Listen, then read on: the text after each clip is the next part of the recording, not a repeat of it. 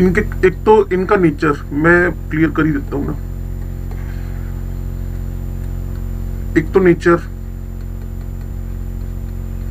ठीक है, हाँ, बाकी सारे एसिडिक है। और वैसे भी बेस तो होने का चांस इसलिए नहीं है क्योंकि मेटल के, नॉन मेटल के ऑक्साइड है, ठीक है।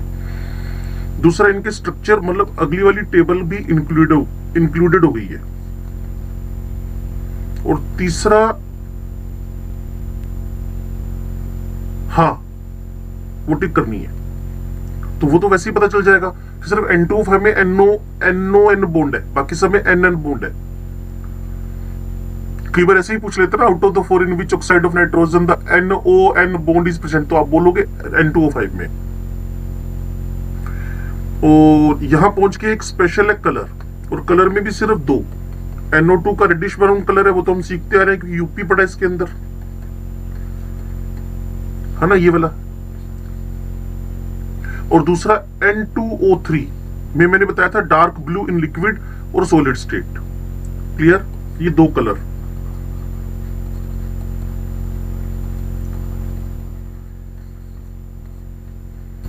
मॉर्निंग जी, मॉर्निंग।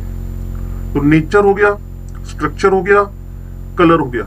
और NO2 आपके पास अनपेड इलेक्ट्रॉन की वजह से है। और N2O3 का जब स्ट्रक्चरली इसको चेक करोगे तो वही उसने बताया अनस्टेबल इन गैसियस स्टेट है, तो लिक्विड और सॉलिड स्टेट में इसका कलर डार्क ब्लू है। बाकी प्रिपरेशन में इतना फोकस नहीं करना होता, वो प्रिपरेशन की एक छोटी सी ट्रिक बताइए आपको। अमोनियम नाइट्रेट हो, अमोनियम नाइट्राइड हो, पहले पानी निकाल दिया करो, अपने आप ही पता चल जाता बचा हुआ कौन है।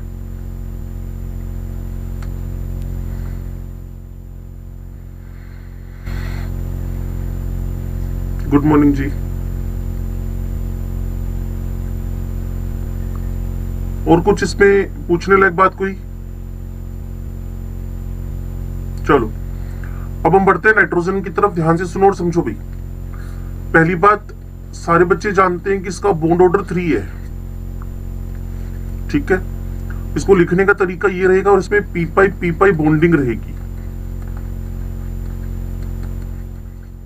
पहले भी बताया था 78% बाय वॉल्यूम ये एटमॉस्फेयर में है, ठीक होगी बात। डिस्कवर्ड बाय डेनियल रदरफोर्ड, क्योंकि काम की बात नहीं होती है। नंबर 2, हमें करना क्या है, प्रिपरेशन। तो मैं सबसे पहले एयर की बात कर लूं। एयर में 78% नाइट्रोजन अभी बताया था, 21% ऑक्सीजन, ठीक है जी। तो हाँ बोल भाई, बोल।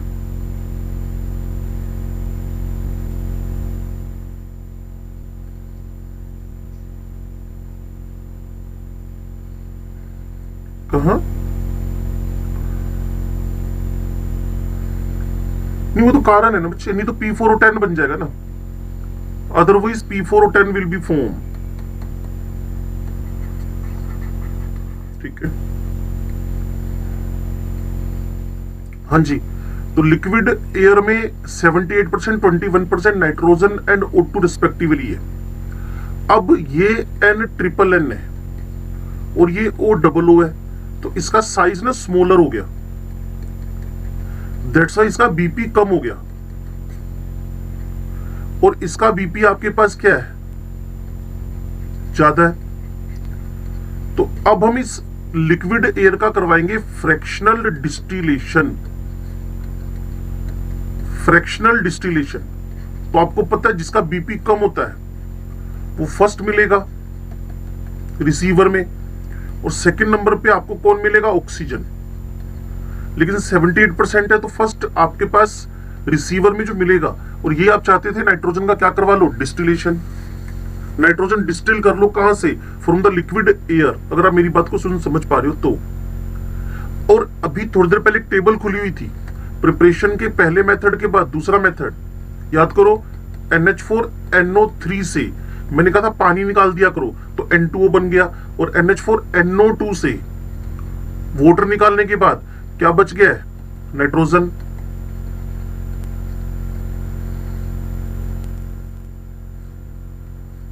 ये देखो, ठीक है ना। और तीसरा मेथड होता है volcano method. Volcano method, volcano, ये तो आपने सीख ही लिया अभी। क्लियर। इसको चाहे लिखो नहीं लिखो कोई फर्क नहीं पड़ता है, लेकिन NH4 NO2 N2 2H2 ये तो हमें पता ही होना चाहिए। एक होता है वोल्केनो मेथड, वोल्केनो, इसके बारे में बात हुई इसी डी ब्लॉक एलिमेंट्स के अंदर, अगर आपने मेरे को सुना हो तो। हाँ वही वही वही सेम, ठीक है। इसमें अमोनियम डाइक्रोमेट को हीट करना है आपने।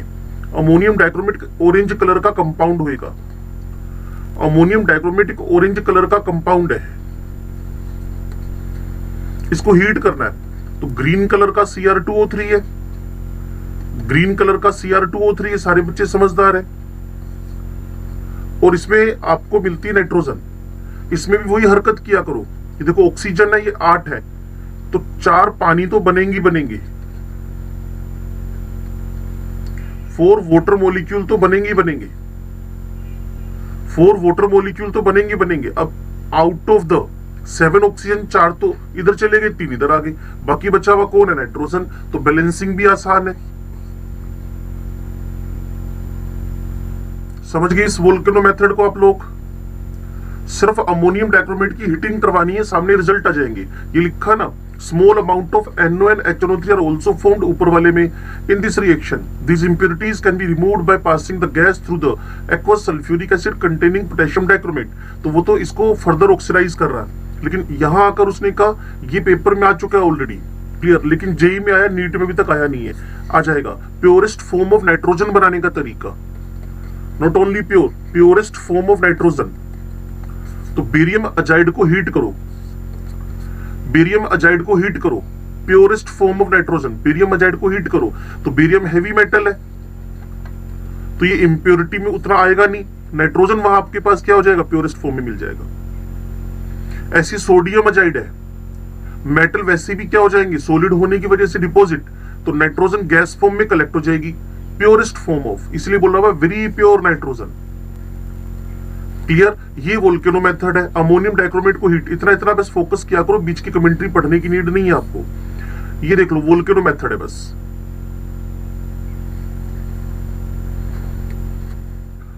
फ्रैक्शनल डिस्टिलेशन की बात मैंने आपसे कर ली।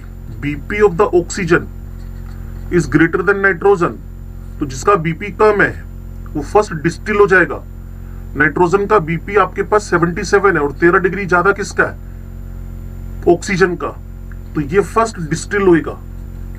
जिसका बीपी कम होता है वो फर्स्ट डिस्टिल होकर आपको रिसीवर में मिलेगा। अब देखो नाइट्रोजन के बारे में ना जो चीजें रटने की नीड नहीं है, समझो ना, अपने आसपास झांक के देख लो। नाइट्रोजन कलरलेस, कोई टेस्ट आ नहीं रहा होगा, कोई स्मेल आ नहीं रही होगी, जहरीली होती तो अब तक यहां से ऊपर पहुंच गए होते। क्लियर। इनर्ट गैस है, लाइटर देन एयर है। भाई मोलिकुलर वेट इसका कितना है? 28। और ऑक्सीजन का मोलिकुलर वेट कितना है? ऑक्सीजन को गोली मारो, एयर की बात करो एवरेज निकालकर 29। अगर आपको मोल कॉन्सेप्ट याद हो तो क्लियर। तो ये एयर से हल्की है, 1 मोलिकुलर वेट। देखा होगा ना मार्केट में लोगों कहते हैं कि आप अपने टायर्स में नाइट्रोजन भराओ, बीच में बहुत ज्यादा चला था। क्लियर। नाइट्रोजन भरवाओ, नाइट्रोजन हल्की है, हल्की है। सिंगल मोलिकुलर वेट का फर्क है इसका, एयर का 29 और molecular weight of the nitrogen is 28। ठीक है जी। इसके 2 आइसोटोप 14, 15 जिसपे कोई खास काम करना नहीं है। और अगर सॉल्यूशन चैप्टर पढ़ा हो हेनरीज लॉ, तो नाइट्रोजन, ऑक्सीजन ये सब पानी में कम घुलती है। क्लियर है। लो एमपीबीपी और लो एमपीबीपी में इससे बढ़िया एग्जांपल क्या आएगा? 77 केल्विन इसका बीपी है। समझे मेरी बात को जो मैं अभी आपसे बोल रहा हूं? क्लियर है। एक बार फिर नजर मार लो जो जो आपने पढ़ा है इस पे। कलरलेस है, ऑर्डरलेस है, टेस्टलेस है, सब कुछ लेस ही है। जहरीली होती नहीं है, होएगी भी क्यों? होने की कोई वजह तो है नहीं। क्लियर। पानी में घुलती नहीं है, मतलब लीस्ट सोल्यूबल है। अब इसकी रिएक्शंस करवाते हैं, ध्यान से सुनना। मैं कह रहा हूं कि नाइट्रोजन ना पीरियोडिक टेबल के अकॉर्डिंगली रिएक्शन कराओ विद हाइड्रोजन। अब ऐसा पोर्शन पे आप आ गए हो जिसमें आपको दिमाग कम लगाना है, थोड़ा सा अपने सोच कर पीरियोडिक केमिकल रिएक्शन है तो हाइड्रोजन से रिएक्शन कराओ, क्या बन गया? अमोनिया। हीलियम से रिएक्शन होती नहीं है। लिथियम से आप बच्चे जानते हो क्या बनता है? P S block element, lithium nitride. Clear. Lithium के बाद किसका नंबर ले लूं, बेरिलियम। बेरिलियम से भी रिएक्शन करके क्या बनता है, Be3N2, मैग्नीशियम बनता है जैसे नाइट्राइड। क्लियर। आगे बेरिलियम के बाद बोरोन, सबको पता है इनऑर्गेनिक ग्रेफाइट, बोरोन नाइट्राइड। ठीक है। बोरोन के बाद किसका नंबर आता है, कार्बन का। क्लियर। कार्बन के साथ में इसका पी पाई बॉन्डिंग पॉसिबल है, तो साइनाइड्स आइसोसाइनाइड टाइप के कंपाउंड। और अगर प्योरली देखो तो साइनोजन।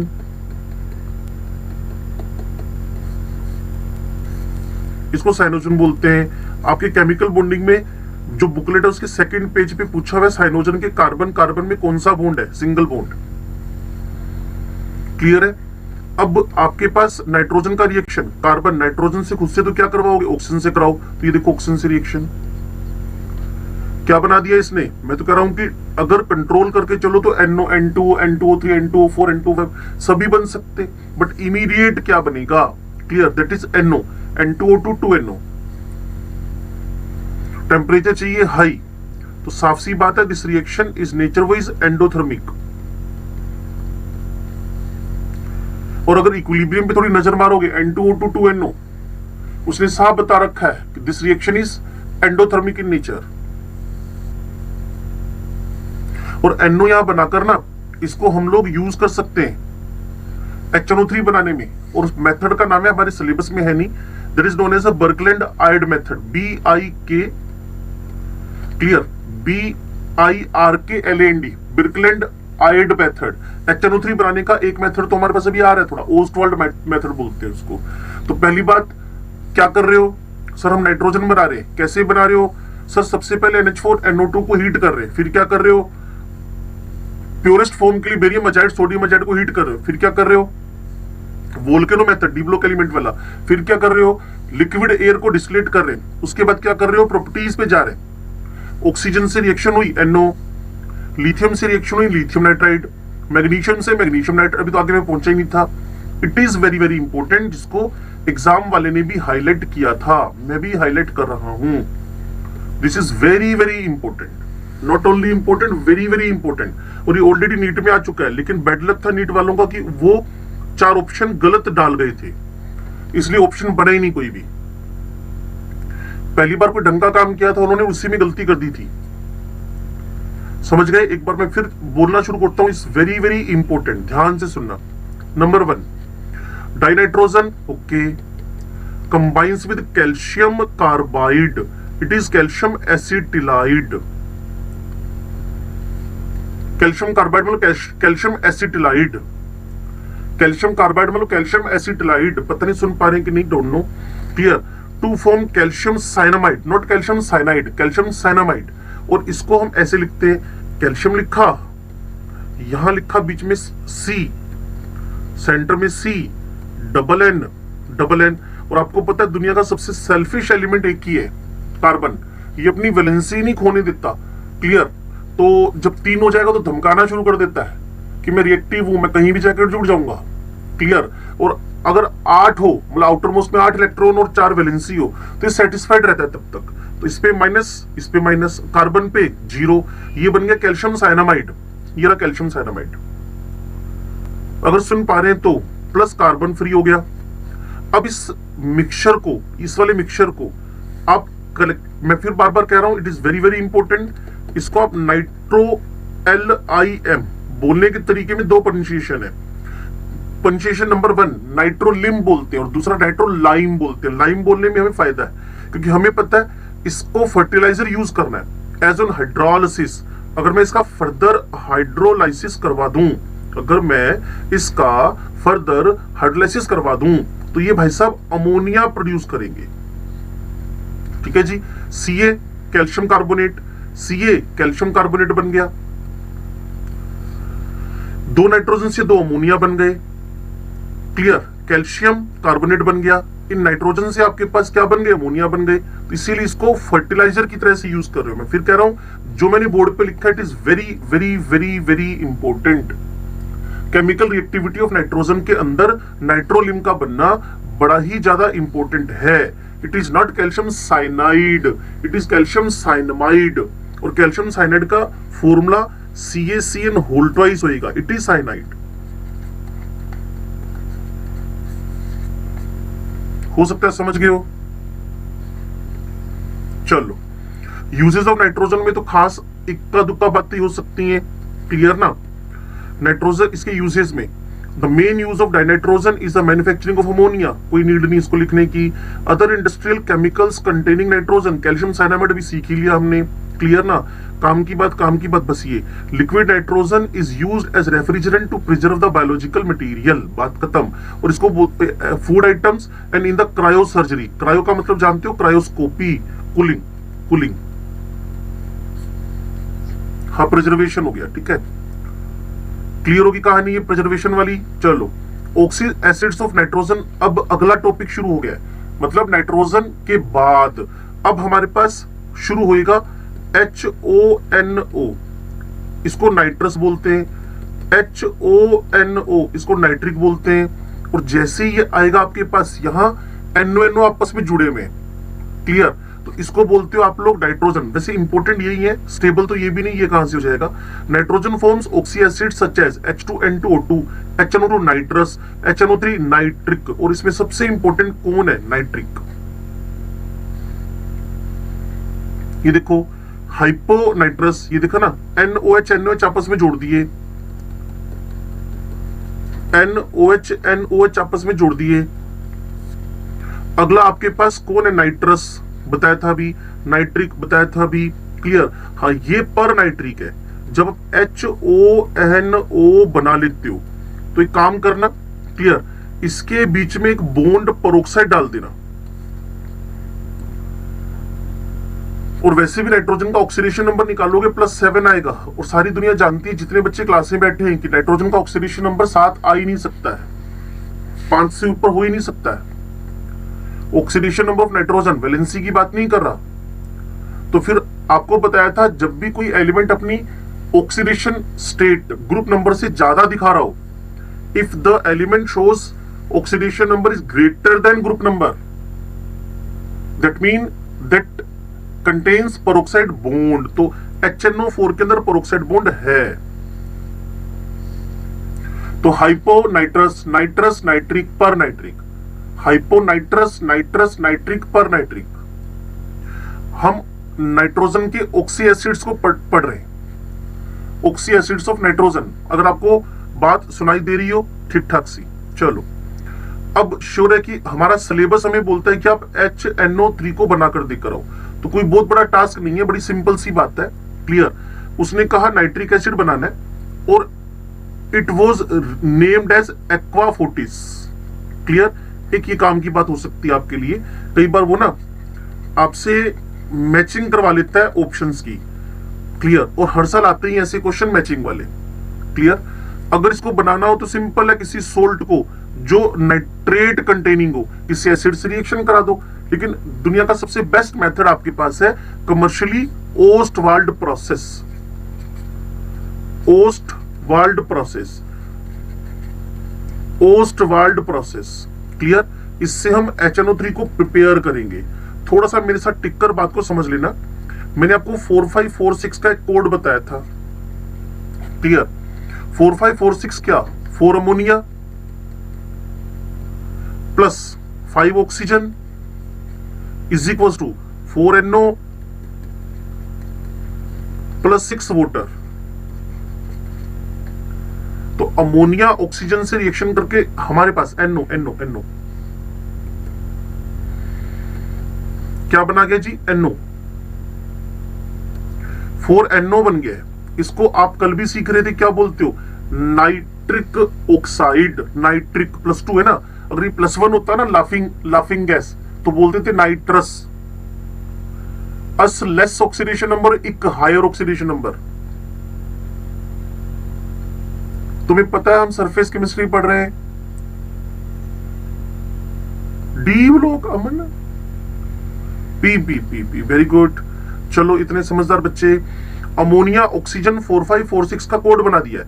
अभी जो NO बना ना, NO, ये वाला NO, क्लियर। इस NO का फर्दर ऑक्सीडेशन करवाना है अगले स्टेप में, क्लियर। ये NO, इसके लिए पूरा इंस्ट्रूमेंट है, क्या क्या हो रहा है समझ लेंगे भी। तो इसका आपने ऑक्सीडेशन करवाया तो ये भाई साहब कन्वर्ट हो गए NO2 में। रिएक्शन नेचर वाइज रिवर्सिबल है, बस इसमें पानी डालो। HNO जब से SO2 पे पानी डालने से बन जाता है H2SO3, SO3 पे H2SO4, वैसे NO2 पे वाटर का रिएक्शन करवाओगे, NO2 पे बैलेंसिंग की नीड होगी, तो ये आपको HNO3 बनाकर दे देगा। क्लियर है?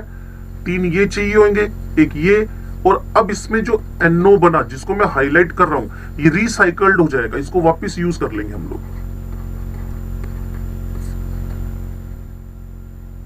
तो 4546 का कोड बड़ा इंपॉर्टेंट है, 4546 का कोड बड़ा इंपॉर्टेंट है। उसके बाद इसी NO को ऑक्सीडाइज करवा रहे हो लाइन टू लाइन। अब मैं सिर्फ इस डायग्राम पे जा रहा हूं, ध्यान से सुनना।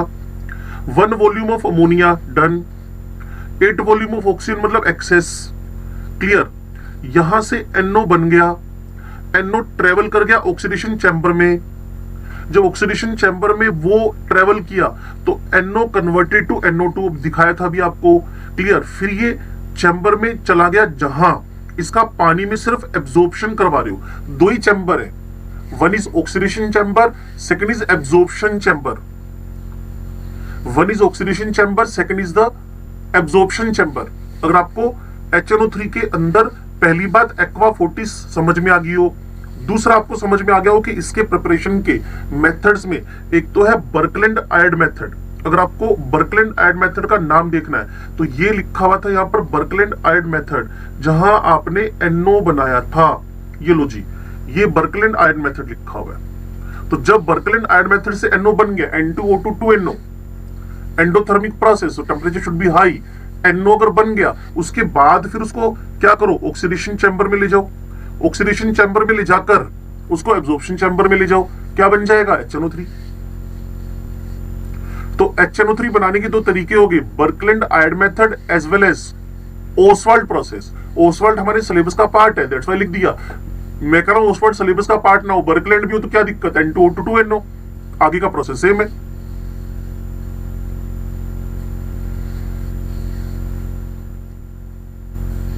पता चला कुछ हम क्या कर रहे हैं? लो जी, अब इसने कहा जी 68%। अगर किसी को सॉल्यूशन चैप्टर की याद आ रही हो, क्लियर, 68% बाय मास पे ये एजोट्रोप बना लेता है, मैक्सिमम बॉइलिंग एजोट्रोप। 68% ये खुद था, 32% कौन था, पानी था। क्लियर? और मैक्सिमम बॉइलिंग एजोट्रोप मतलब इसका बीपी पानी और HNO3 दोनों से ज्यादा हो गया। क्लियर? फिर हमने further concentration to 98% can be achieved by dehydration with concentrated H2SO4, मतलब इसका फ्रैक्शनल डिस्टिलेशन नहीं कर सकते। 68% अगर आपके पास वेट बाय वेट HNO3 है तो उसका जो बिहेवियर है वो एजोट्रोपिक है, एजोट्रोपिक है। और जो आपके पास एजोट्रोपिक है 68% वेट बाय वेट HNO3, उसका फर्दर अगर आपने रिमूवल ऑफ वाटर करवाना है, उसका फर्दर रिमूवल ऑफ वाटर करवाना है तो कॉन्सेंट्रेट H2SO4 के साथ कर सकते हो, बट आप चाहो इसका फ्रैक्शनल डिस्टिलेशन कर लो। हो सकता है आपको सॉल्यूशन चैप्टर की थोड़ी याद आ रही हो, इसका फ्रैक्शनल डिस्टिलेशन हम नहीं कर सकते, सेपरेशन फ्रैक्शनल डिस्टिलेशन से इसको 98% तक पहुंचा दिया कॉन्सेंट्रेट H2SO4 से। और HNO3 के बारे में बड़ा फेमस है। क्लियर? ये अगर प्योर फॉर्म में हो तो कोई कलर शलर नहीं है इसके साथ, कलरलेस है। लेकिन धीरे धीरे स्लोली धीरे धीरे, क्लियर, इसमें NO2 बनने की वजह से, इसमें NO2 बनने की वजह से इसका डिकम्पोजिशन हो रहा है, टूट रहा है, ये +5 ऑक्सीडेशन नंबर +4 में जा रहा है। तो धीरे धीरे इसके अंदर एक येलो कलर डेवलप हो जाएगा। लेबोरेटरी में जनरली HNO3 आपको येलो ही मिलता है, प्योर फॉर्म में मिलता ही नहीं है, क्योंकि इसमें थोड़ा सा NO2 मिक्स रहेगा।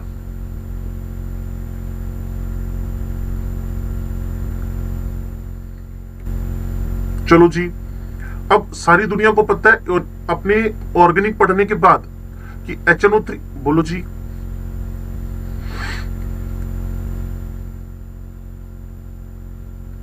बोतल देखनी थी, कलर बोतल के।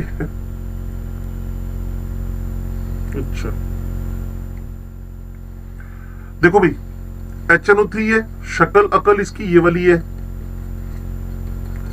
तो इसको देखकर पहली बात तो पता चल गई है कि एक प्रोटॉन रिलीज करेगा, तो N फैक्टर क्या हो गया 1, सारे बच्चे जानते हैं। देखो एक बात समझो ना, मैं तुम्हें सिर्फ 1 मिनट की बात बताता हूं कि बच्चे ने इसको पढ़ना शुरू किया, ठीक है, इस लाइन को पढ़ा। सुनो बच्चे ध्यान से, अगर तुम्हें पी ब्लॉक की तैयारी करनी, मैंने देखा है बच्चों को तैयारी करते हुए क्लियर, और अच्छे नंबर भी लेकर आए। सिर्फ ये नहीं कि तैयारी करते, वो पता क्या करते हैं, उन्होंने देखा यार पहला नंबर लिखा है it is very strong monobasic acid, तो कह रहे मैं क्यों लिखूं यार ये बात, मैं इसका मैंने पढ़ लिया। उसके बाद पता है क्या मैंने देखा उस बच्चे को, वो क्या करता है, बस बात करता हूं, मैंने कहा क्या कर रहा है अभी, काट क्यों दिया, कहता सर इसका क्या याद करूं, मुझे पता है इसका N फैक्टर 1 है। उसके बाद मुझे यह भी पता है कि जब HNO3 एक प्रोटॉन रिलीज करेगा तो जो बना हुआ नाइट्रेट है उसके अंदर रेजोनेंस है, ये मुझे पता है। तो रेजोनेंस स्टेबलाइजेशन की वजह से कोई भी एसिड अच्छा एसिड तब बन सकता है जब उसका एनायन स्टेबल हो जाए। कोई भी एसिड अच्छा एसिड कब बन सकता है, जब उसका आपके पास रेजोनेंस स्टेबलाइजेशन हो जाए। पता नहीं आपके दिमाग में कुछ जा रहा है कि नहीं जा रहा है, डोंट नो, लेकिन आपको समझाना है मैंने कि N फैक्टर वाली बात को रट्टा नहीं मारना, इवन काटना है। अब वो कह रहा है कि एक ये अच्छा ऑक्सीडाइजिंग एजेंट है। मैंने कहा क्यों भाई, सारी दुनिया जानती है कि ये अपने मैक्सिमम ऑक्सीडेशन नंबर में पड़ा हुआ है, सो इसको एसिडिक कम डील करते हैं, गुड ऑक्सीडाइजिंग एजेंट ज्यादा बोलते हैं, इसको एसिडिक कम डील करते हैं, गुड ऑक्सीडाइजिंग एजेंट ज्यादा बोलते हैं, इसको एसिडिक कम डील करते हैं, गुड ऑक्सीडाइजिंग एजेंट ज्यादा बोलते हैं। तो कार्बन को उसके कार्बोनिक एसिड में H2CO3 में अपने मैक्सिमम में पहुंचा दिया, सल्फर को उसके सल्फ्यूरिक एसिड में मैक्सिमम में पहुंचा दिया, क्लियर, फोस्फोरस को उसके फोस्फोरिक एसिड में मैक्सिमम में पहुंचा दिया, आयोडीन की उसके आयोडीन बट मैक्सिमम में नहीं पहुंच पाया +5, वो पर आयोडी का मैक्सिमम वाला, आर्सेनिक को उसके आर्सेनिक एसिड में मैक्सिमम में पहुंचा दिया, क्लियर, एंटीमोनी को उसके एंटीमोनिक एसिड में मैक्सिमम में पहुंचवा दिया। तो सभी को ऑक्सीडाइज करने में कैपेबल है। यहां एलिमेंट लिखा और यहां उसका ऑक्सी एसिड बना दिया, किसने, HNO3 ने। ऐसा क्यों हुआ, क्योंकि HNO3 is very good oxidising agent. It also oxidises the various metals but the products of oxidation depends upon the concentration. सबसे इंपॉर्टेंट लाइन आगे आ रहा है, उससे पहले एक हल्का सा आधे मिनट का और 1 मिनट का रिवीजन। क्या कर रहे हो, नाइट्रोजन बना रहे हैं, कैसे बना रहे हो, सिंपल सिंपल कि मैं एक सोल्ट ले लूं जिसमें नाइट्रेट हो, बस उसमें एसिड डालूं बन गया, या फिर अमोनियम नाइट्रेट को हीट करूं तो N2O, नाइट्राइट को हीट करूं तो N2, इसके बाद बेरियम सोडियम अजाइड को हीट करूं प्योरेस्ट फॉर्म, डाइक्रोमेट को हीट करूं nitrogen with green colour Cr2O3, distillation करवाऊं तो पहले नाइट्रोजन 77 केल्विन वाला, फिर ऑक्सीजन 90 केल्विन वाला, प्रॉपर्टीज में odourless, colourless, tasteless, non toxic, ये सब इकट्ठा बोल दो। हल्का सा एयर से, थोड़ा सा 28 मोलिकुलर वेट है तो एयर से हल्का है। फिर ऑक्सीजन से रिएक्शन NO, लिथियम मैग्नीशियम से नाइट्राइड, कैल्शियम साइनाइड से, कैल्शियम कार्बाइड से, सॉरी कैल्शियम साइनामाइड, जो एक नाइट्रोलिम है, CaCN2 प्लस कार्बन, और ये ऑलरेडी नीट के एग्जाम में आ चुका है, that's why it is very very very important. लेकिन प्रॉब्लम क्या थी नीट के पेपर में कि वो ऑप्शन सही नहीं डाल पाए, क्लियर है, CaCN2 not CaCN whole twice, CaCN2, ठीक है जी। उसके बाद नाइट्रोजन के यूज क्या है, बस सिंपल क्रायोजेनिक एजेंट है। ऑक्सी एसिड्स में पहला हाइपोनाइट्रस है, फिर नाइट्रस है, फिर नाइट्रिक है, फिर पर नाइट्रिक है, ये टेबल है। उसके बाद नाइट्रिक एसिड को बनाना आया, ओस्टवाल्ड प्रोसेस में सबसे पहले आपके पास 4 अमोनिया ऑक्सीजन 4546 का कोड है, जो इंपॉर्टेंट रिएक्शन है, ऑक्सीडाइजिंग चैम्बर है। उसके बाद आप इसका क्या करवा रहे हो, एब्जॉर्प्शन टावर में भेजकर HNO3 रिसाइकल्ड करोगे NO को, 68% इसका, 68% एजोट्रोप है। सो फर्दर अगर आपने पानी रिमूव करना है तो कॉन्सेंट्रेट H2SO4 के साथ, इटसेल्फ कलरलेस है, डिकम्पोजिशन से NO2 बनेगी जो इसको येलो कलर दे देगी। ये एक मोनोबेसिक एसिड है, N फैक्टर 1 है, after the removal of proton resonance stabilised है। HNO3 बहुत अच्छा ऑक्सीडाइजिंग एजेंट है, एसिडिक नेचर उतना ज्यादा नहीं है, दैट्स वाई जितने भी एलिमेंट है उनको उनके ऑक्सी एसिड में कन्वर्ट कर देता है। नॉन मेटल के साथ ही हरकतें कर रहा है तो मेटल के साथ भी सेम हरकतें करता हुआ पाया जाएगा। उसके लिए थोड़ा सा आपको ढंग से मेरी बात को सुनना है। देखो बच्चे, वेरी डाइल्यूट, डाइल्यूट, कॉन्सेंट्रेट। तो मैं एक लाइन बोलता हूं, with increasing the concentration of HNO3, with increasing the concentration of HNO3 increases the oxidation number of product। जो नाइट्रोजन ऑक्साइड होएगा,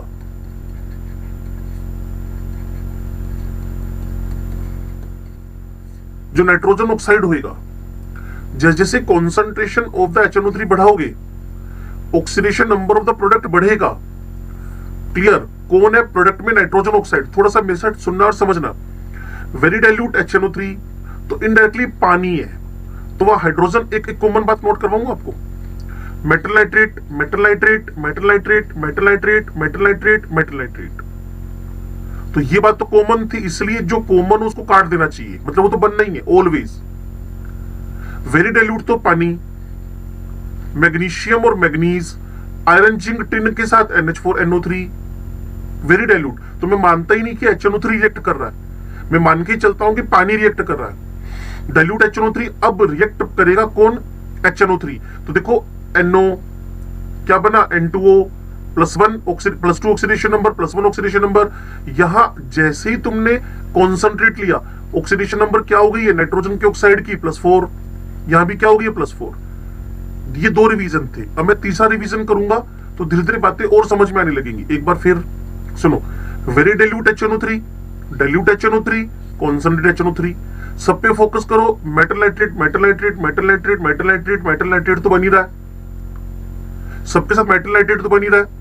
वेरी डाइल्यूट लेके चले तो मैग्नीज और मैग्नीशियम, जिनके E0- है, इन लोगों ने क्या बना दिया? हाइड्रोजन, लेकिन पानी से। नहीं तो आपको पता है जिसका E0+ होएगा मेटल का, वो कभी भी हाइड्रोजन रिलीज नहीं कर सकता है। और HNO3 तो वैसे भी ऑक्सीडाइजिंग एजेंट है, इसका मेन काम है ऑक्सीडेशन करना।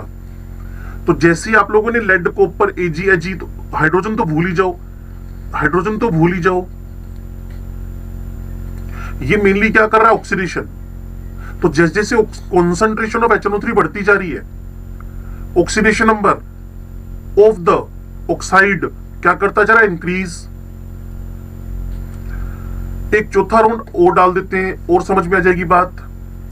Very dilute, dilute and concentrate, ये आपके पास MgMnFe, जिंक, टिन है। यहां आपके पास lead, copper, Ag, iron, zinc और टिन है। देखो ना, टिन वहां भी है, यहां भी है, जिंक वहां भी, यहां भी है, आयरन वहां भी, यहां भी है। ये देखो कॉमन, ये तीनों मेटल, ठीक है जी। और ऊपर वाले हिस्से में जब यहां आ गए हो, तीसरा वाला कॉपर वहां भी है, Ag वहां भी है, लेड वहां भी है, आयरन वहां भी है, जिंक वहां भी है। तो कुल मिलाकर तीनों कॉलम में मेटल तो लेस और मोर सेम ही यूज कर रहा है। तो सिर्फ एक ही चीज का फर्क पड़ रहा है, वो है कॉन्सेंट्रेशन ऑफ HNO3, इसीलिए इसको लिखा गया। तो सबके साथ कॉमन बात, मेटल नाइट्रेट बनेगा ही।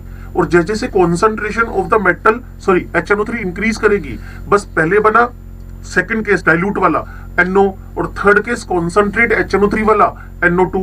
ये थोड़ा सा समझ लो बस, लेस और मोर मेटल सेम ही पड़े हुए।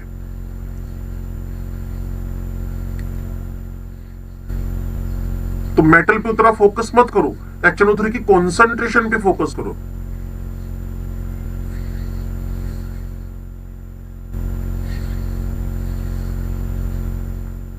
चलो जी, अब देखो, copper Penney is dropped in concentrated HNO3, the reaction occurring with evolution of brown NO2। तो गलत बात क्या भाई? अभी तो लिखा था ये कॉपर पड़ा हुआ, ये NO2 बन रहा है, ये तो लिखा उसने, नथिंग इज न्यू। बस लगता है कि पता नहीं क्या एक्सपेरिमेंट कर दिया। अरे इस टेबल को ही तो बोला उसने, कॉपर कॉन्सेंट्रेट HNO3 में डालोगे तो NO2 बनेगा। लो जी, a copper pen is dropped in concentrated HNO3, the reaction occurring with evolution of brown NO2, gas is shown below, ये दिखा दिया उसने। Some metals like FeCrNi, clear है? 24, 26, 28। An aluminium 13 number become passive. क्यों? क्योंकि एल्यूमिनियम पे HNO3, फिर मैं बोलूंगा ग्रुप नंबर 13 में जाए। एल्यूमिनियम HNO3 से रिएक्शन करके एल्यूमिनियम की सरफेस पे एल्यूमिना की पैसिव लेयर बन जाएगी due to formation of a thin protective layer of the oxide on the surface of metal which prevents the further action. Fe becomes passive only with a highly concentrated HNO3, 80% due to formation of Fe3O4 on the surface. वही भाई aluminium अपने maximum से क्या हो गया, एक protective layer बना गया, आयरन भी प्रोटेक्टिव लेयर बना गया। Clear? Aluminium containers can't be use for the storing concentrated HNO3, reaction कर लेते हैं, इसीलिए स्टोन जार में हम लोग उसको प्रिजर्व करते हैं या फिर उसको स्टोर करते हैं। एल्यूमिनियम के कंटेनर में HNO3 अनएक्सेप्टेबल है, ये गलत है। क्यों गलत है? क्योंकि दोनों की रिएक्शन हो रही है। जल्दी से इस पे नजर मार लो, मैं पेज चेंज करता रहता हूं। यहां से जल्दी से देखो क्या हो रहा है। ओस्टवाल्ड मेथड, हाँ जी,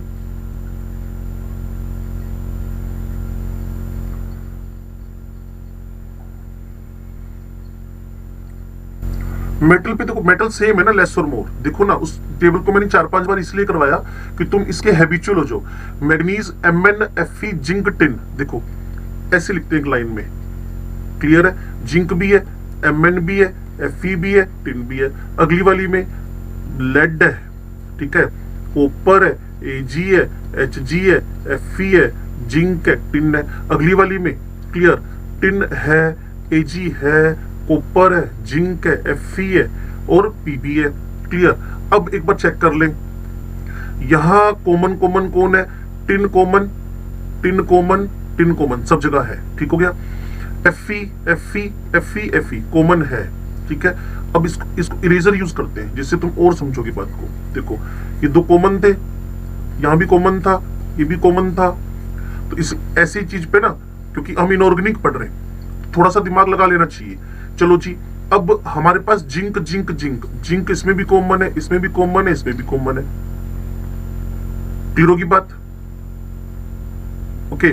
अब यहां आपके पास नीचे जाकर यहां आपने जो लिखे अलग से लिख लें इसको। कौन कौन कॉमन था भाई? जो जो कटा हुआ है। यहां आपके पास जिंक सब में था, सब में कॉमन था। जिंक के साथ आयरन सब में कॉमन था। उसके अलावा कौन कॉमन था? Ag। Ag कैंसिल मार दिया क्या? Ag यहां ऊपर नहीं, Ag ठीक है। टिन टिन, ठीक है।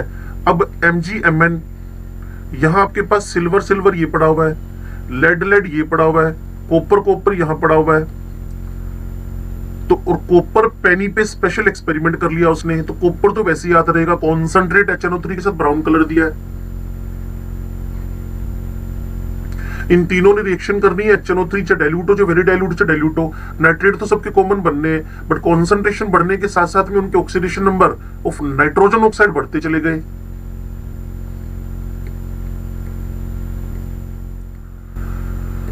लो जी,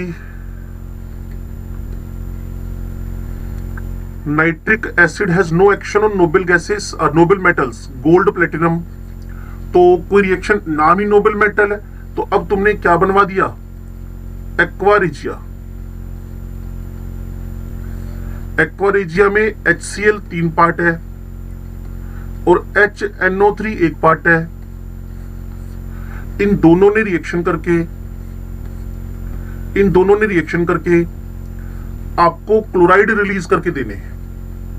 आपको क्लोराइड रिलीज करके क्लोरीन रिलीज करके देनी, और यही क्लोरीन गोल्ड से रिएक्शन करके AuCl3 बना देगी, जो डिसोल्व हो जाएगा। अगर वापस सुनना चाहते हो तो सुन लो। गोल्ड प्लेटिनम HNO3 से रिएक्शन नहीं कर रहे, इंडिविजुअल से गोल्ड प्लेटिनम नोबल मेटल्स। आप बोलोगे नो रिएक्शन, रिएक्शन नहीं कर रहे। लेकिन अगर एक्वारेजिया ले लो, एक्वारेजिया 1:3 रेशो, 9वीं-10वीं का काम है एक्वारेजिया। इससे फ्री क्लोरीन मिलेंगे। That free chlorine responsible to dissolve the gold. Paper में पूछता है कई बार, how the gold is dissolved in the aqua regia, तो आप बोलोगे due to the free chlorine. ये देखो जी 1:3 पानी बना, बहुत बड़ा मैटर नहीं है, सारे हाइड्रोजन पानी बना दिए, क्लियर। अब आपके पास है नाइट्रोसिल क्लोराइड और साथ में है क्लोरीन।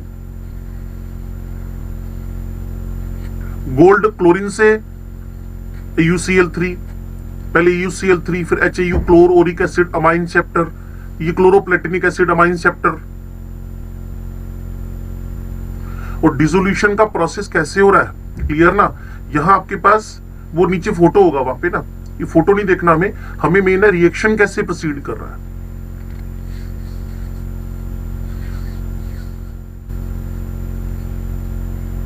चलो जी, nitric acid attacks proteins forming a yellow nitro compound. कभी भी लेबोरेटरी में अगर आप HNO3 से काम करो ना, तो थोड़ी देर पहले बताया था ये इसका ओरिजिनल कलर कुछ नहीं है, ये कलरलेस है इनप्योर फॉर्म में।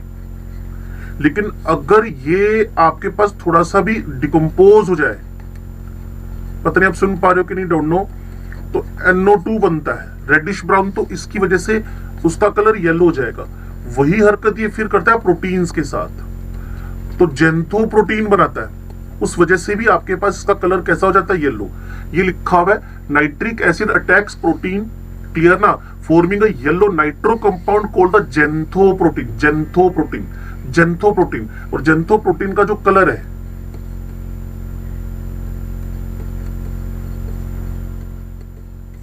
वो आपके पास कैसा हो रहा है, येलो।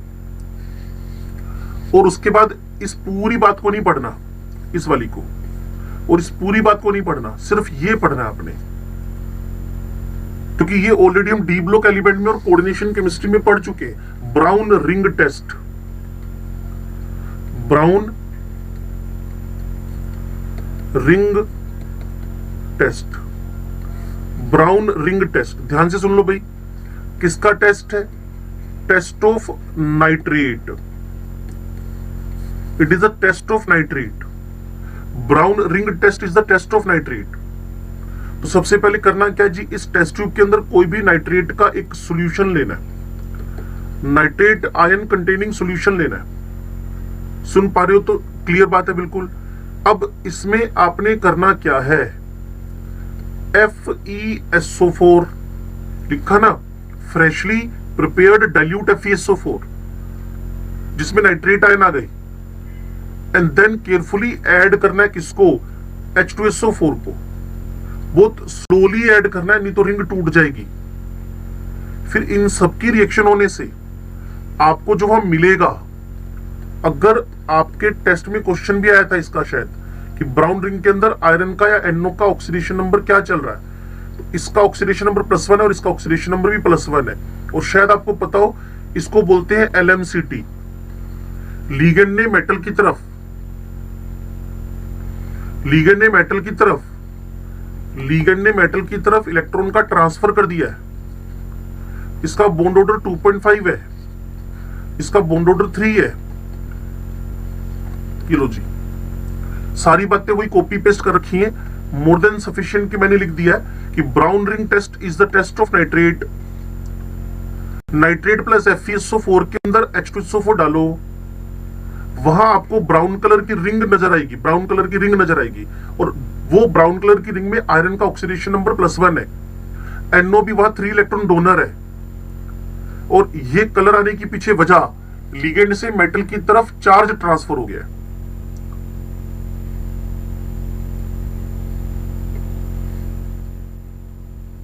लो जी, ये यूजेस वगैरह सब हमने कर लिए, इन क्वेश्चन को भी कर लेना भैया। अब आपके पास अमोनिया, जिसके लिए कोई ज्यादा तामझाम आपने करना नहीं है, तीसरा कंपाउंड आया भी है अमोनिया। इसके लिए N2 3H2 2 अमोनिया, जिसको हो सकता है आप में से मैक्सिमम बच्चे जानते हो, it is Haber's process to prepare the ammonia. Reaction reversible है, आयरन कैटलिस्ट है, मोलिब्डेनम इसका प्रोमोटर है, क्लियर।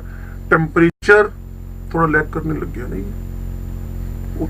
इसको मैं चालू करता, 1 सेकंड रुकना ना।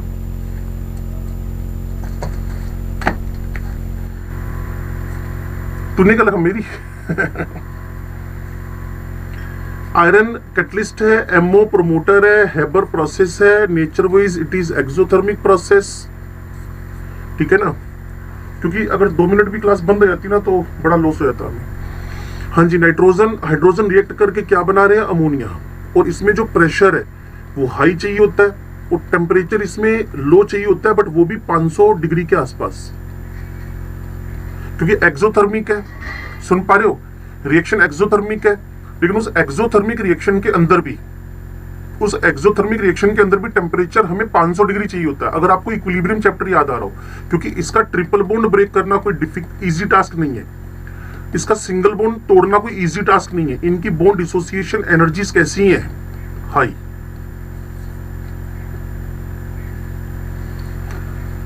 तो लाइन क्या बनी भाई? Ammonia is present in small quantities in air and soil where it forms by the decay of the nitrogen organic matter like urea. तभी तो जितने मैमल्स हैं उनमें से मैक्सिमम कैसे हैं? यूरियोटेलिक। यूरियोटेलिक में वो क्या रिलीज करते हैं? यूरिया इन द यूरिन, और वही डिकम्पोज होके क्या बनाती है? अमोनिया। तो पब्लिक यूरिनल में ना एक पर्टिकुलर स्मेल आती रहती है, वो किसकी स्मेल होती है? इस अमोनिया की, क्योंकि अमोनिया बनता है डिकम्पोजिशन ऑफ द यूरिया से। अमोनिया बनता है डिकम्पोजिशन ऑफ द यूरिया से। क्लियर है? बनाने का तरीका तो बड़ा आसान है इसको। क्लियर? जितने भी आपके पास वीक एसिड, स्ट्रोंग बेस के, थोड़ा सा उल्टा कर दूं इसको मैं, वीक बेस अमोनिया के स्ट्रोंग एसिड के साथ सोल्ट्स है। Ammonium chloride, ammonium sulphate, ammonium nitrate, ammonium, जो भी ammonium, weak base ammonia strong acid के सोल्ट है। चैप्टर का नाम हुआ करता था एस ब्लॉक। क्लियर? रेफरेंसेस सारी हैं, तो कई बार तभी बोलते हैं पी ब्लॉक आसान है, लेकिन उसमें ना थोड़ा सा बच्चे के साथ में इंटरेक्शन चाहिए। यहाँ 2-3 के अलावा बाकी सारे के सारे रजाई के अंदर छिपे रहते हैं, मुझे लगता है। Clear? Salts of the weak base plus strong acid, salt of the weak base plus strong acid, इसमें से वीक बेस को अगर फ्री करना है तो यहां स्ट्रोंग बेस डालना पड़ेगा। चैप्टर का नाम था एस ब्लॉक, टॉपिक का नाम था हमारे पास Na2CO3 वॉशिंग सोडा बनाने का सोलवे प्रोसेस। वहां अमोनिया की रिकवरी करवाई थी हमने, अमोनिया की रिकवरी। तो अमोनिया की रिकवरी में हमने अमोनियम क्लोराइड के साथ कैल्शियम हाइड्रोक्साइड NaOH किसी भी स्ट्रोंग बेस की रिएक्शन करवा दो, अमोनिया रिलीज हो जाएगा। Source of weak base plus strong acid के अंदर स्ट्रोंग बेस डाल दो तो वीक बेस रिलीज हो जाएगा, बाहर हो जाएगा, चाहे वो अमोनियम क्लोराइड हो, अमोनियम सल्फेट हो, अमोनियम नाइट्रेट हो, कोई भी हो। हेबर प्रोसेस मैंने बता दिया, हेबर प्रोसेस में हो क्या रहा है? Nitrogen hydrogen ratio, clear, temperature pressure, और यहां आपके पास अमोनिया बन जानी है। क्लियर है? ये बढ़ने की नीड वैसे होती नहीं है, क्योंकि सारी कंडीशन मैंने ऑलरेडी यहां लिख दी है कि प्रमोटर कौन है, कैटलिस्ट कौन है आपके यहां। अमोनिया कलरलेस है, बिल्कुल है। हाईली सोल्यूबल इन वाटर है, हाँ जी बोलो। कैटलिस्ट नेगेटिव पॉजिटिव हो सकते हैं, लेकिन प्रमोटर इज ऑलवेज पॉजिटिव। अकेला प्रमोटर कुछ नहीं कर सकता, अकेला प्रमोटर कुछ नहीं कर सकता। यूं मान के चलो ना, कोई बंदा बोलता मैं प्रमोटर हूं, मैंने कहा किस बात का प्रमोटर है? कहता मैंने कहा इसका कोई आजकल का डिजिटल का एग्जांपल उठाते हैं, कहते जी मैं इसका डिजिटल एड प्रमोट करता हूं। जब कोई एड देने वाला होएगा नहीं तो प्रमोटर क्या कर लेगा? प्रमोटर सिर्फ करे कराए काम को बढ़ाता है, प्रमोट करता है, लेकिन काम करने वाला तो होना चाहिए ना। So catalyst itself works but promoter enhances. Clear ना? हाँ यही कह रहा हूं इतनी देर से। It enhances the efficiency of the catalyst, that's why it is known as a promoter, promote करने वाला। ठीक है बच्चे? चलो, तो पानी में घुलता है, बिल्कुल घुलता है। अमोनियम क्लोराइड, अमोनियम सल्फेट अभी हमने देखा ही था, ये एसिड के साथ सोल्ट बना लेता है। वीक बेस है, clear. It precipitate the hydroxides of many metals from their salt solutions. जैसे आपको पता है FeOH whole thrice, zinc hydroxide, Cr, ये सब आपके पास, और वैसे भी इनमें से मैक्सिमम याद ही है। FeAl और Cr, इसका ग्रीन कलर का हाइड्रोक्साइड बनता है, इसका व्हाइट कलर का हाइड्रोक्साइड बनता है। क्लियर? PPT मतलब और इसका ब्राउन, रेडिश ब्राउन कलर का पीपीटी बनता है। और सारे के सारे आपके पास होते ही क्या है, those are the hydroxides, FeOH whole thrice, AlOH whole thrice, CrOH whole thrice. और अगर थोड़ा सा भी याद आ जाए, ये बस कहता हूं ना कि सब पुराना चलता है, लेकिन फील ऐसे होता है नया पढ़ा रहे हैं। तुम्हारा आयनिक इक्विलिब्रियम में ना थर्ड ग्रुप के मेंबर थे FeAlCr क्वालिटेटिव एनालिसिस में, वहां NH4OH उसका रिएजेंट था और NH4OH इनसे रिएक्ट कर करके इनके प्रेसिपिटेट बनाता है। यहां आपके पास FeOH होल थ्राइस या जिंक हाइड्रोक्साइड या क्रोमियम और इन सबके अलग अलग कलर है, उस बेसिस पे हम इनको आइडेंटिफाई करते हैं। एक बार फिर, क्या बना रहे हो जी, अमोनिया। कैसे बना रहे हो, यूरिया के डिकम्पोजिशन से। और कैसे बना रहे हो, कहते जी अमोनियम के क्लोराइड, सल्फेट, नाइट्रेट या कोई भी इसके सोल्ट्स पे स्ट्रॉन्ग बेस का रिएक्शन करवा के। उसने कहा इसके अलावा मैंने कहा इंडस्ट्रियल प्रिपरेशन है इसका, Haber process. Clear, high pressure low temperature, low temperature में भी 500 डिग्री है। ओके, फिर जी कलरलेस है, फिर पानी में बहुत ज्यादा घुलता है, वीक बेस है। क्लियर, और इसकी हेल्प से हम insoluble precipitates of the FeC, ferric aluminium +3 chromium +3 बना सकते हैं। समझे भाई। अब मैं एक वेरी वेरी इंपॉर्टेंट रिएक्शन करवाने जा रहा हूं, फिर इक्का दुक्का क्वेश्चन आ जाएंगे। क्वेश्चन तुम्हें खुद करने 17, 18, 19। फिर हमारे एलोट्रोप्स। क्लियर, ये एलोट्रोप्स शुरू हो जाएंगे, allotropes. Okay, and then finally PH3 है और ये वाला है। उसके बाद आपका ग्रुप नंबर 15 जो सबसे लंबा ग्रुप है, एंड हो जाएगा। तो कूल होके चले एक बार हम लोग। 921 हुए, क्यों भाई। फिर आगे क्वेश्चंस है, फिर ग्रुप नंबर 16 शुरू हो जाएगा आपका। बाकी सुपर इजी है। मैं देखो ये ना, जैसे ग्रुप नंबर 16 है, मैं ग्रुप नंबर 16 देखो इजी कैसे है। उसका कम से कम 4 पेज अगले पता कैसे हो जाएंगे। एटॉमिक नंबर ये इंक्रीज कर गया, मास इंक्रीज कर गया, इलेक्ट्रॉन कॉन्फ़िगरेशन सबका NH2NP4 है, कोवेलेंट रेडियस बिना किसी एक्सेप्शन केस के बढ़ती जा रही है, आयनिक रेडियस बिना किसी एक्सेप्शन केस के बढ़ती जा रही है। Electron gain enthalpy is very very important, आपको पता भी होगा। इसमें मैंने बच्चों को कह रखा है सल्फर, सिलीनियम, टेल्यूरियम, पोलोनियम, ओ को उठाकर बस पीछे पीछे रख दो, इसको उठा के पीछे पीछे रख दो। इसको अगर भूलो तो क्या देखो, -200, -90, 195, -190, बस ऑक्सीजन पीछे पीछे आ जाएगा। ऑक्सीजन में इलेक्ट्रॉन जोड़ना बड़ा डिफिकल्ट है। क्लियर, तो इसको ये सल्फर, सिलीनियम, टेल्यूरियम, पोलोनियम, हो सकता है आप में से कुछ बच्चों को याद भी हो। मैं जब पीरियोडिक टेबल करवाता हूं तो ये कोड बताता हूं, ओपो टेक सेल्फी सर, लेकिन मैंने कहा ये लंबा खिंच गया काम। ओपो टेक सेल्फी सर की जगह पे क्या कर दो, ओ को उठा के पीछे रख दो बस। आयोनाइजेशन लगातार घटता जा रहा है, इलेक्ट्रोनेगेटिविटी लगातार घटती जा रही है, डेंसिटी 13224 लगातार बढ़ती जा रही है, कुछ भी पंगा नहीं है, लगातार ये सब बढ़ता जा रहा है इसको छोड़कर, क्योंकि इसमें इनर्ट वो आ जाएगा, इनर्ट पेयर इफेक्ट, कुछ भी पंगा नहीं है, सब बिल्कुल कॉमन चलता है एक्सेप्ट दिस वन। सिर्फ इसके अलावा, क्लियर ना। तो इसको मैं एक बार रब कर देता हूं जिससे आपको ये फीलिंग ना आए कि मैंने पढ़ा दिया, मैंने नहीं पढ़ाया, सिर्फ तुम्हारे क्वेश्चन का जवाब दिया था जिससे कॉन्फिडेंस बिल्ड हो जाए कि हम जो कर रहे हैं, क्लियर, वो प्रोसेस बड़ा आसान होने वाला है।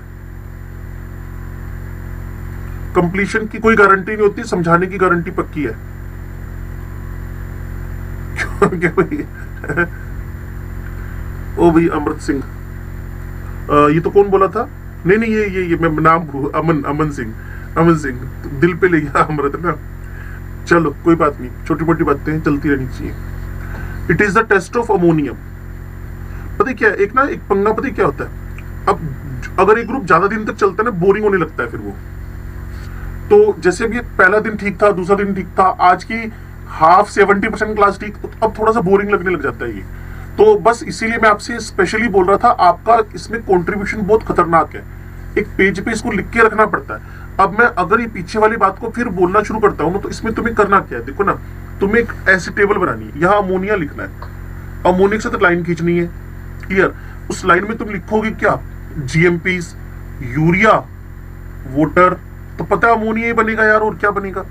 दूसरा सोल्ट्स, अमोनियम क्लोराइड सल्फेट जो भी है प्लस स्ट्रॉन्ग बेस, अमोनिया बनेगा और क्या बनेगा। लाइन से एरो उल्टा खींच दो, नाइट्रोजन हाइड्रोजन, पता है क्या बनेगा, अमोनिया बनेगा। तो जो तुम्हारे पास ये लिखा हुआ है, ये स्पेशली लिखा हुआ है, क्लियर ना, और आगे ये सब लिखा हुआ है, आराम से डन हो जाएगा। उसके बाद फिर पीछे आओ, फिर पीछे आओ। इतना करने के बाद क्लियर, अब इसकी तरफ ऐसी लाइनें खींच दो। तो अमोनिया कलरलेस है, अमोनिया सोल्यूबल इन वाटर है, अमोनिया एफएससी के साथ पीपीटी बनाती है। तो सारा कवरेज मुश्किल से बस बनाना पड़ेगा, लिखना पड़ेगा, तब होएगा काम। तो टेस्ट ऑफ अमोनियम की बात कर रहे हैं बच्चे, टेस्ट ऑफ अमोनियम।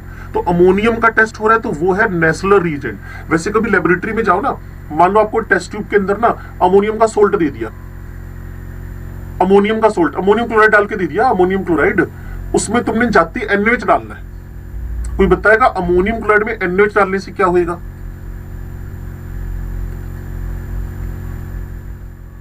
ये रहा हिंट, ये रहा हिंट, ये रहा हिंट। अमोनिया निकल जाए, तो अमोनिया की जैसे ही तुम्हें स्मेल आएगी, तुम अपनी कॉपी में लिख दोगे, clear, due to the smell of ammonia, pungent smell of ammonia, clear, it made the ammonium salt, it made the ammonium salt. इतना करने के बाद फिर जो अमोनिया निकल रही होगी ना, उसके पास ना तुम लोग टेस्ट ट्यूब के मुंह पे, वो जो टेस्ट ट्यूब होएगा ना, जिससे अमोनिया इवोल्व हो रही होगी, उसकी स्मेल से वो आइडेंटिफाई होगी, वहां एक ग्लास रोड को भिगो लेना अमोनियम सॉरी HCl से। तो जैसे ही इसके टच में लेकर आओगे, आप में से हो सकता है 2 4 5 बच्चों को या सारे बच्चों को पता चल जाए, अमोनिया जब HCl से रिएक्शन करेगा, white fumes of ammonium chloride बनेंगे। ठीक है जी। और अगर ये कंफर्म हो गया, तो अब लास्ट फुली कंफर्मेशन टेस्ट दोगे आप अमोनिया का, वो है आपके पास नेस्लर रिएजेंट, वो आपके पास है Nessler reagent. It forms reddish brown precipitate और colouration due to formation of iodide of the Millon's base. तो मिलन्स बेस को खासकर स्टार लगाकर अंडरलाइन कर लो। क्या हुआ, तुम्हारे पास HgI2 बना, तुम्हारे पास K2HgI4 बना। इसको बोलते हैं नेस्लर रिएजेंट, इसको बोलते हैं नेस्लर रिएजेंट। अगर चैप्टर का नाम बोल दूं, शुरू में किया था आज से कई महीने पहले, नाम था सॉल्यूशन, उसमें था वेंटो फैक्टर, उसके अंदर था K2HgI4 का बनना, नेस्लर रिएजेंट। इस नेस्लर रिएजेंट को अमोनिया सॉल्यूशन में बेसिक मीडियम में डालना है। बेस तुम ऑलरेडी डाल चुके हो QH में, कुछ नहीं करना है, बस वो जो टेस्ट ट्यूब थी ना तुम्हारे पास, उसी के अंदर उड़ेल दो, किसको, नेस्लर को। लेबोरेटरी में पड़ा रहेगा नेस्लर रिएजेंट। फिर तुम्हारे पास जो बनेगा उसको फोकस करो, ये वाला HgO के एक साइड HgI, दूसरी साइड NH2, HgO के एक साइड HgI, दूसरी साइड NH2, इसको बोलते हैं मिलन्स बेस। और इसके कलर की वजह से ये आइडेंटिफाई होएगा brown precipitate, reddish brown precipitate.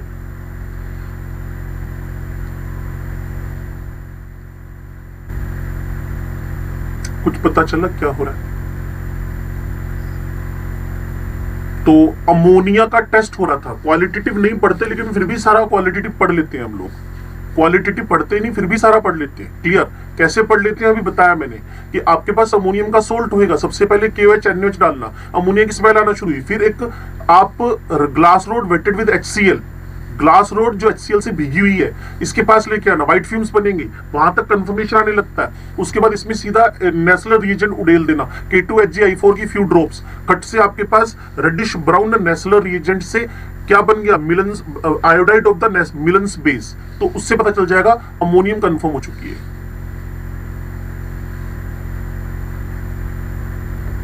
कुछ पता चला, चलो अच्छी बात है, पता चला। तो AgCl का व्हाइट पीपीटी आपके पास अमोनिया में घुल जाएगा due to the salt formation.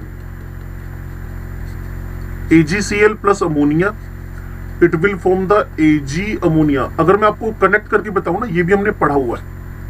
इसको हम लोगों ने 11वीं क्लास के चैप्टर का नाम आयनिक इक्विलिब्रियम के अंदर सोल्युबिलिटी एंड सोल्युबिलिटी प्रोडक्ट में पढ़ा हुआ है कि AgCl अमोनिया में घुलता है, पानी में नहीं घुलता है। AgCl पानी के अंदर तो बनाता है प्रेसिपिटेट व्हाइट कलर का, लेकिन अमोनिया के साथ ये बनाता है इस टाइप का एक complex, that's why it is soluble in ammonia. AgCl is soluble in ammonia.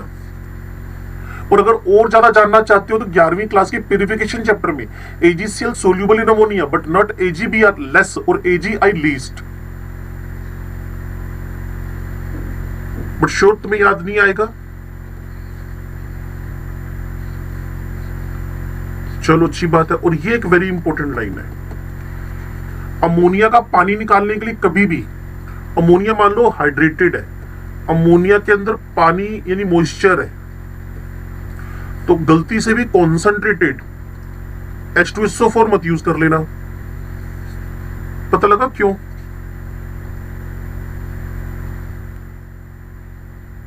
पानी यूज निकाल नहीं सकते, रिएक्शन हो जाएगी। पानी तो निकालना ही था यार, ओए अमन सिंह, पानी तो निकालना था, लेकिन फिर भी कॉन्सेंट्रेट H2SO4 यूज नहीं किया। क्यों? क्योंकि concentrate H2SO4 react with H2SO4 acid है, अमोनिया बेस है, दोनों रिएक्ट करके अमोनियम सल्फेट बना देंगे।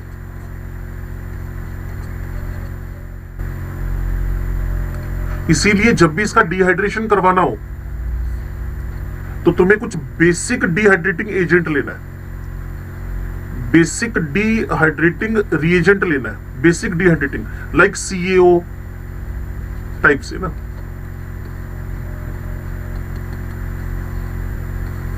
एसिडिक है ना वो भी यार। पी ब्लॉक एलिमेंट का 15वां ग्रुप जो पढ़ रहे हैं, P2O5 N2O5 N2O3 NT सब कौन है? एसिडिक है। और CaCl2 भी रिजल्टेंट एसिडिक ही है। मुझे एसिडिक मना किए हुए, acidic dehydrating agent, acidic dehydrating reagent fail हो जाएंगे, एसिडिक डिहाइड्रेटिंग रिएजेंट फेल हो जाएंगे इसका डिहाइड्रेशन करवाने में अमोनिया का। यूजेस थोड़ा रीड करना भाई, और जितनी थ्योरी पढ़ी है उससे सारे के सारे एग्जाम्पल डन हो जाएंगे, जितने भी लिखे हुए सारे के सारे, ये 18B 19B। थोड़ा बहुत तो आपके पास करने के लिए काम होना चाहिए ना, काम बिल्कुल नहीं कर रहे आप। लो जी, अब हमारा बचा हुआ टाइम है 8 मिनट, उसके अंदर हम फास्फोरस पढ़ते हैं और उसके एलोट्रोप्स के बारे में जानना शुरू करते हैं। ध्यान से सुनना और समझना। फास्फोरस, और इसके हम पढ़ने जा रहे हैं एलोट्रोप्स। क्लियर है? ये मेरे पास इसके एलोट्रोप्स बन रहे हैं। नंबर 1 आपके पास है व्हाइट पी। व्हाइट पी हो सकता आपको पता हो, लेकिन ये स्ट्रक्चर है इसका। जब इस चैप्टर के में एटोमिसिटी पढ़ रहे थे ना, तो आपको बताया था कितने डिग्री का एंगल आ रहा है, 60 डिग्री। और 60 डिग्री का एंगल आने की वजह से इसके अंदर क्या आ गया, रिंग स्ट्रेन। और रिंग स्ट्रेन आने की वजह से ये भाई साहब क्या बन चुके हैं, हाईली रिएक्टिव। इसको अगर बनाना हो तो P4O10 पे एक पावरफुल रिड्यूसिंग एजेंट लगा दो।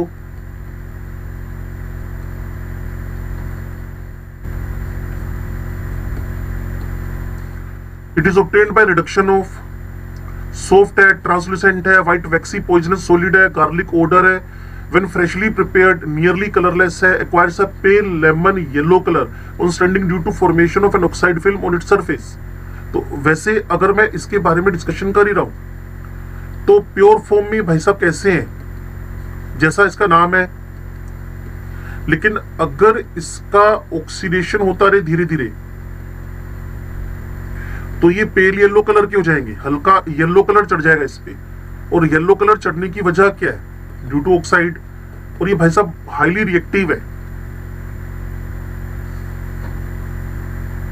व्हाइट फास्फोरस की रिएक्टिविटी की वजह बताएगा वो। अगर आपको कुछ सुनने में आ रहा है तो इजीली इन बातों को पकड़ सकते हो, बाकी आपकी चॉइस है। डिस्क्रीट P4 यूनिट्स है, फोस्फोरस एटम के अंदर 60 डिग्री का एंगल है, इसी 60 डिग्री के एंगल की वजह से इसमें स्ट्रेन आ गया, एक्टिव इन नेचर हो गया, ये इजीली फायर कैच करता है और क्या बना लेता है, वही जो पीछे बताया था ऑक्साइड। और ऑक्साइड हाईएस्ट ऑक्साइड इसका क्या है, हाईएस्ट ऑक्साइड इसका क्या बनेगा, P4O10। और P4O10 का स्ट्रक्चर ऑलरेडी हमें पता है, the bond angle is 60 degree which suggest that the molecule is under angular strain. तो जितना तुमने यहां पढ़ा, जितना तुमने ये सारा पढ़ा, वो मैंने एक छोटे से में समराइज किया हुआ है। और किसी को ऑक्साइड के बारे में जानना हो तो वहां P4O10 लिखा जा सकता है।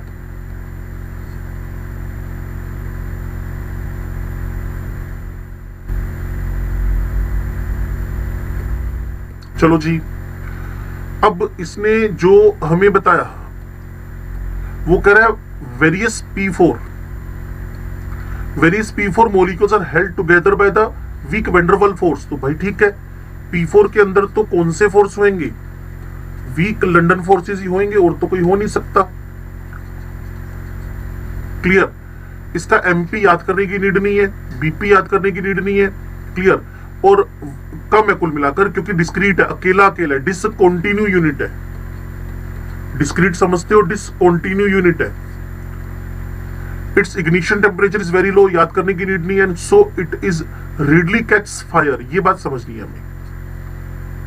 इसलिए इसको पानी में संभाल कर रखते हैं, स्टोर्ड इन वाटर, पानी में तो घुलता नहीं ना। P4 में कोई हाइड्रोजन बॉन्डिंग नहीं, P4 में कोई पोलैरिटी नहीं, नो हाइड्रोजन बॉन्डिंग। पानी में घुलने की वजह भी तो होनी चाहिए, नो पोलैरिटी। तो जिसमें ना घुले उसी में स्टोर कर दो। सोडियम को थोड़ी पानी में स्टोर कर दोगे, क्या कर दोगे? सोडियम पानी से रिएक्शन करके NaOH plus hydrogen plus heat बनाता है। अब एक बड़ी इंपॉर्टेंट लाइन आ रही है, इस पे कई बार छोटा मोटा क्वेश्चन पूछा जाता है। Labourers work with phosphorus suffers from a disease phossy jaw. उनमें इनके जबड़े हैं ना, ये जोज है उनके, जो ये खराब होने लगते हैं। जो मैच बॉक्स वगैरह बनाती है ना लिबर, और ये पानी में घुलता नहीं लिख दिया गया है, बट कार्बन डाइसल्फाइड में घुलेगा। ना समझ में आए तो नॉन पोलर सोलवेंट में घुलेगा।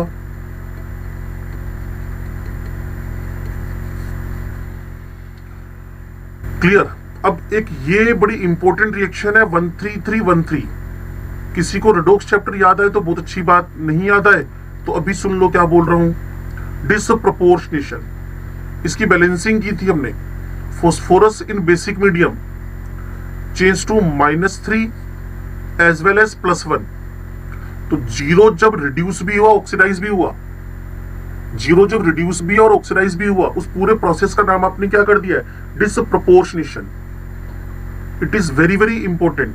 ये रेडॉक्स चैप्टर का पार्ट है। Phosphorus in basic medium, phosphorus in basic medium, phosphorus in basic medium participate in the auto redox reaction. Phosphorus basic medium में ऑटो रेडॉक्स में पार्टिसिपेट करता है। तो बड़ी सिंपल सी बात, जितना तुमने पढ़ा मुश्किल से 30 सेकंड में रिपीट हो सकता है ये सारी बातें। फास्फोरस के एलोट्रोप पढ़ने जा रहे हो, व्हाइट फास्फोरस नंबर 1 है, उसमें अगर आप पेंटा ऑक्साइड को रिड्यूस कराओ तो P4 बनता है। P4 में 60 डिग्री का एंगल है sp3 होने के बाद भी, that's why it is very reactive and easily catch fire. वैसे एक टर्म और बनेगी, फोस्फोरेसेंस बोलते हैं जिसको। क्लियर ना। बाकी ये कि जब ये प्योर फॉर्म में तो कोई कलर शलर है नहीं, तो इसलिए इसको व्हाइट फास्फोरस बोल दिया। बट पड़े पड़े धीरे धीरे ये एक्वायर कर लेता है येलो कलर, तो येलो फास्फोरस बोल दिया। रिंग स्ट्रेन की वजह से रिएक्टिव है, ये मैंने आपको बार बार बताया। पानी में घुलता नहीं तो पानी में स्टोर करके रखो, नहीं तो पड़ा पड़ा ही क्या करेगा, सोडियम के तरीके से फोस्फोरेसेंस इजिली कैच फायर। एक बड़ी ही इंपॉर्टेंट रिएक्शन है जिसको मैंने हाईलाइट किया है, 13313 बैलेंसिंग करवा दी। 13313 क्लियर है, 13313 अगर मेरी बात को समझ पा रहे हो तो। Phosphorus in basic medium change to phosphine, और आपको आगे फोस्फीन का प्रिपरेशन आएगा तो टेंशन मत लेना, फोस्फीन बनी बनाई है यहाँ पे। बोल देना फोस्फीन हमें बनानी आती है। कैसे बना है? फोस्फोरस का बेसिक मीडियम में डिसप्रपोर्शनेशन करवा दिया, फोस्फीन बन गई। ये लो जी, इसकी शक्ल अक्ल ऐसा दिखता है ये। व्हेन व्हाइट फोस्फोरस, जो भी बोला था थोड़ी देर पहले मैंने, comes in contact with the air, it undergoes slow combustion and glows in the dark। जिसको मैं हाईलाइट करूंगा उसको बोलते हैं फोस्फोरेसेंस। फोस्फोरेसेंस मतलब क्या हुआ? पड़े पड़े बर्न होने लगना। क्लियर? जैसे चमक रहा है ना इस फोटो के अंदर, इसी को केमिल्यूमिनेसेंस बोलते हैं। फोस्फोरेसेंस या केमिल्यूमिनेसेंस, चमकना। फोस्फोरेसेंस, केमिल्यूमिनेसेंस।